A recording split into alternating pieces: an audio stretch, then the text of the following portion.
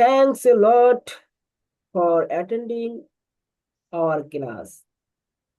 Now we are discuss about Missouri civilization, Egypt civilization. We are introduce and describe the Egypt civilization. Please listen carefully. Any question, please ask me after the class. Thank you very much, all of my student. Now start our class.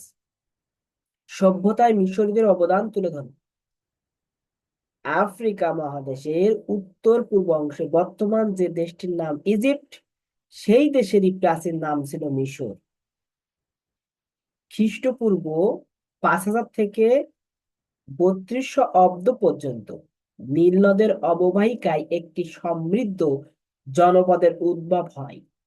এ সময় থেকে মিশর প্রাচীন সভ্যতায় বিভিন্ন গুরুত্বপূর্ণ অবদান রাখতে শুরু করে। এতটুকু ভূমিকা দিলেই হবে, আর কিছু দেওয়ার দরকার নেই। 10 নম্বরের জন্য জানার জন্য বাকিগুলো পড়বে। এরপর ভৌগোলিক অবস্থান। ভৌগোলিক অবস্থানে যতটুকু আছে সেটুকু তুলে ধরবেন। 3টি মহাদেশ দ্বারা ঘিরে থাকা মিশরের ভৌগোলিক অবস্থান অত্যন্ত গুরুত্বপূর্ণ। দেশটি এশিয়া, আফ্রিকা ও ইউরোপ মহাদেশ দ্বারা পরিবেষ্টিত। ভূমধ্যসাগরের উপকূলে অবস্থিত। এর উত্তরে ভূমধ্যসাগর, পূর্বে লোহিত সাগর, পশ্চিমে সাহারা মরুভূমি, দক্ষিণে সুদান ও আফ্রিকার অন্যান্য দেশ।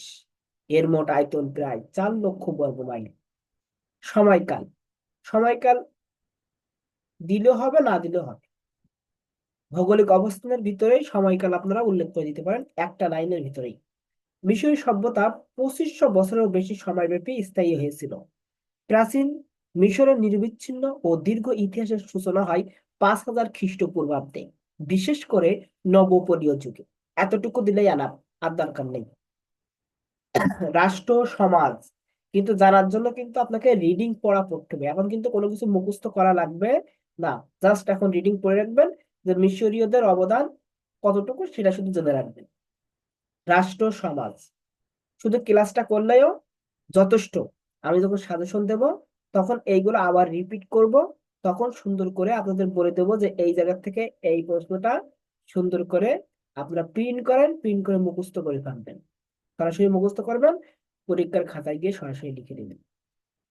প্রাক রাজবংশ যুগে মিশর কতগুলো ছোট নগর রাষ্ট্রে বিভক্ত ছিল। এগুলোকে নোম বলা হতো। মিশরের প্রথম রাজা ফারাহ সমগ্র মিশরকে খ্রিস্টপূর্ব 3200 অব্দে ঐক্যবদ্ধ করে একটি রাজ্য গড়ে তোলেন, যার রাজধানী ছিল দক্ষিণ মিশরের মেফিসে। তখন থেকে মিশরের ঐক্যবদ্ধ রাজ্য রাজবংশের উদ্ভব। মিশরীয় ফে ও শব্দ থেকে ফারাও শব্দের জন্ম। ফারাও ছিল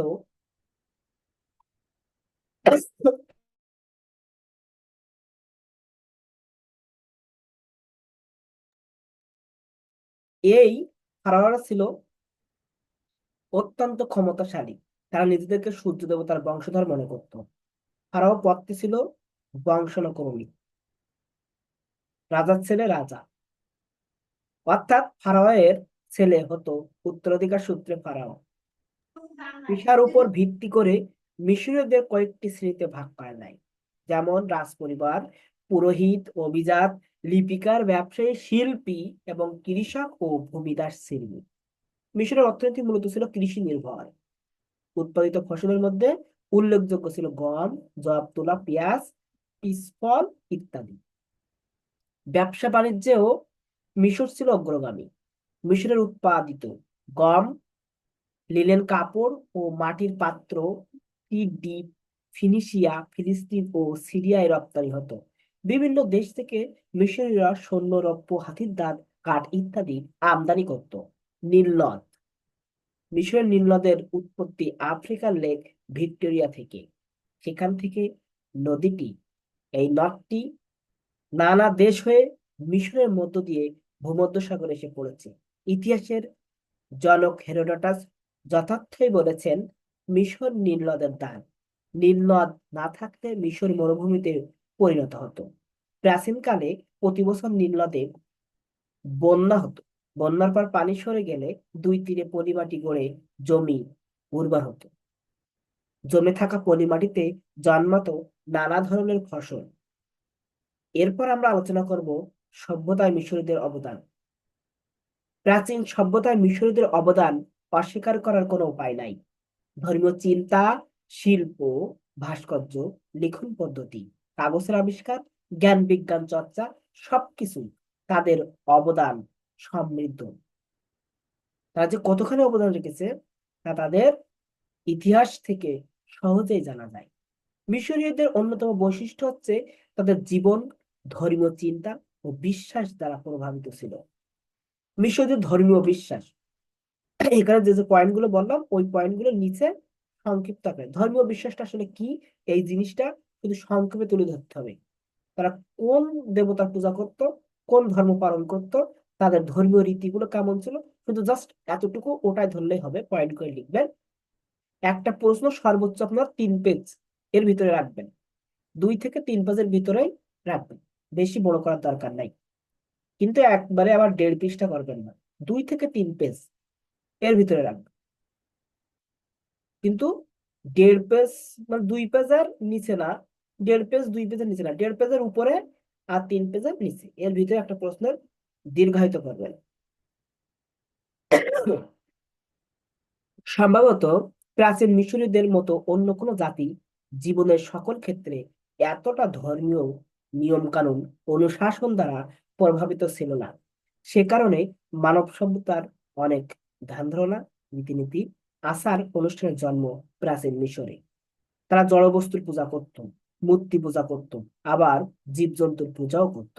বিভিন্ন সময় তাদের ধর্ম বিশ্বাসের পরিবর্তন ঘটেছে। এতটুকু দিলে হবে।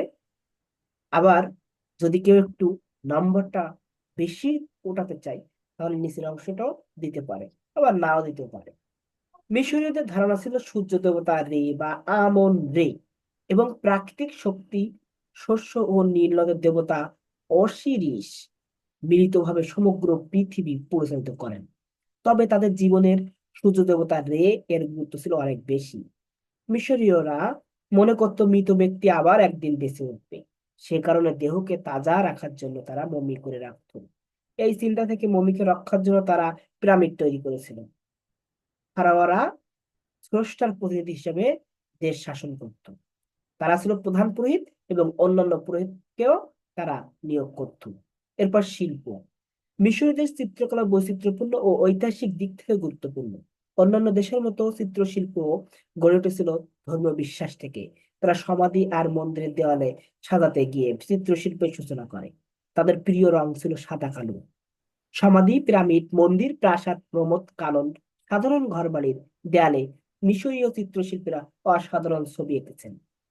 সেসব ছবির মধ্যে সমসাময়িক মিশরের রাজনৈতিক, ধর্মীয়, সামাজিক ও পারিবারিক জীবনের কাহিনী ফুটে উঠেছে।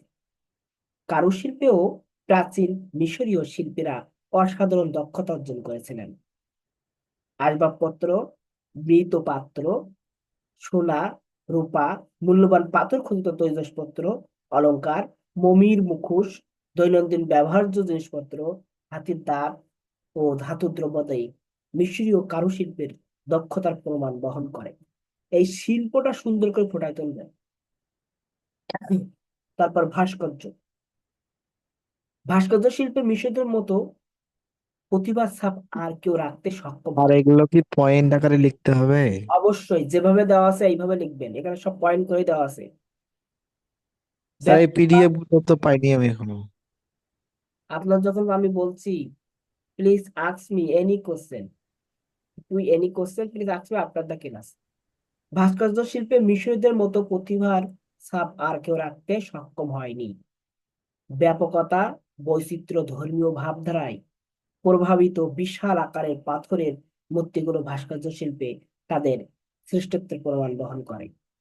প্রতিটি ভাস্কর্য ধর্মীয় ভাবধারা, আচার অনুষ্ঠান, মতাদর্শ দ্বারা প্রভাবিত ছিল। প্রতিটি শিল্পই ছিল আসলে ধর্মীয় শিল্পকলা। সর্বশ্রেষ্ঠ ভাস্কর্য হচ্ছে গিজার, অতুলনীয় স্ফিংস। স্ফিংস হচ্ছে এমন একটি মূর্তি যার দেহ সিংহের মতো। এই জায়গায় একটু বানান মিস্টেক আছে, সর্বশ্রেষ্ঠ ভাস্কর্য গির্জার, ঠিক আছে, অতুলনীয় স্ফিংস। আর এখানে হবে মতো, কিন্তু মুখ মানুষের মতো। মিশরের সবচেয়ে বড় পিরামিড হচ্ছে ফারাও কুফুর পিরামিড। মন্দিরগুলোতে মিশরীয় ভাস্কর্য স্থাপত্যের অপূর্ব নিদর্শন প্রতিফলিত হয়েছে। লিখন পদ্ধতি ও কাগজ আবিষ্কার। মিশর সভ্যতা অন্যতম প্রধান বৈশিষ্ট্য ছিল লিপি বা অক্ষর আবিষ্কার। নগর সভ্যতা বিকাশের সঙ্গে সঙ্গে মিশরীয় লিখন পদ্ধতির উদ্ভব ঘটে। 5,000 বছর পূর্বে তারা সর্বপ্রথম 24টি ব্যঞ্জন বর্ণের বর্ণমালা আবিষ্কার করে। প্রথম দিকে ছবি এঁকে তারা মনের ভাব প্রকাশ করত। এই লিখন পদ্ধতির নাম ছিল চিত্রলিপি। এই চিত্রলিপিকে বলা হয় হায়ারোগ্লিফিক। হায়ারোগ্লিফিক বা পবিত্র অক্ষর। মিশরীয়রা নলখাগড়া জাতীয় গাছ কাণ্ড থেকে কাগজ বানাতে শিখে। এই কাগজের উপর তারা লিখত। গ্রিকরা এই কাগজের নাম দেয় প্যাপিরাস। এই শব্দ থেকে ইংরেজি পেপার শব্দের উৎপত্তি। এখানে উল্লেখ্য, নেপোলিয়ন বোনাপার্টের মিশর জয়ের সময় একটি পাথর আবিষ্কৃত হয় যা রসেটা স্টোন নামে পরিচিতি, যাতে গ্রিক এবং হায়ারোগ্লিফিক ভাষায় অনেক লেখা ছিল, যা থেকে প্রাচীন মিশরের অনেক তথ্য জানা যায়। বিজ্ঞান। মিশরের সভ্যতা ছিল কৃষি নির্ভর। সে কারণে নীল নদের প্লাবন, নাব্য পানি প্রবাহের মাপ, জোয়ার ভাটা ইত্যাদি ছাড়াও জমির মাপ তাদের কাছে গুরুত্বপূর্ণ বিষয় ছিল। এসবের সঙ্গে জ্যোতিষশাস্ত্র ও অঙ্কশাস্ত্রের ছিল গভীর যোগাযোগ। ফলে এই দুটি বিদ্যা তারা আয়ত্ত করেছিল প্রয়োজনের তাগিদে। তারা অঙ্কশাস্ত্রে দুটি শাখা জ্যামিতি এবং পাটিগণিতেরও প্রচলন করে। মিশরী সভ্যতার মানুষ যোগ বিয়োগ ও ভাগের ব্যবহার করত। 4200 খ্রিস্টপূর্বাব্দ তারা প্রথম সৌর পঞ্জিকা আবিষ্কার করে। এটুকু যোগ করে এখান থেকে এটুকু দিয়ে দেবেন, 365 বছর এই হিসাবও তারাই আবিষ্কার করেন। এতটুকু দিয়ে আর দেওয়ার দরকার নেই। ঠিক আছে, আর জানার জন্য রিডিং পড়বেন। ধর্মের কারণে মিশরীয়রা বিজ্ঞান চর্চায় আগ্রহ ছিল। তারা পরলোককে বিশ্বাস করত এবং ফারাওরা পরবর্তী জন্মেও রাজা হবেন, এই বিশ্বাস তাদের ছিল। তাই তারা ফারাওদের দেহ তাজা রাখার পদ্ধতি আবিষ্কার করে। এ কারণেই মমি তৈরি শুরু হয়। মিশরীয় বিজ্ঞানীরা রাসায়নিক প্রক্রিয়ায় মৃতদেহ পচন থেকে রক্ষা করতে সক্ষম হন। চিকিৎসা শাস্ত্রেও প্রাচীন মিশরীয়রা বিশেষ অগ্রগতি লাভ করেন। তারা চোখ, দাঁত, পেটের রোগে যথেষ্ট নিজেদেরকে দক্ষ করে তোলেন এবং সে রোগগুলো কিভাবে নিরাময় যোগ্য করে তোলা যায় সে বিষয়ে তারা গবেষণা করে তার সমাধান বের করেন। অস্ত্রোপচারের মাধ্যমে চিকিৎসা করার বিদ্যাও তাদের জানা ছিল। তারা হাড় জোড়া লাগানো, হৃৎপিণ্ডের গতি এবং নাড়ির স্পন্দন নির্ণয় করতে পারত। মিশরীয়রা দর্শন ও সাহিত্য চর্চা করত। তাদের রচনায় দুঃখ হতাশার কোনো প্রকাশ ছিল না, তারা আশাবাদী ছিল।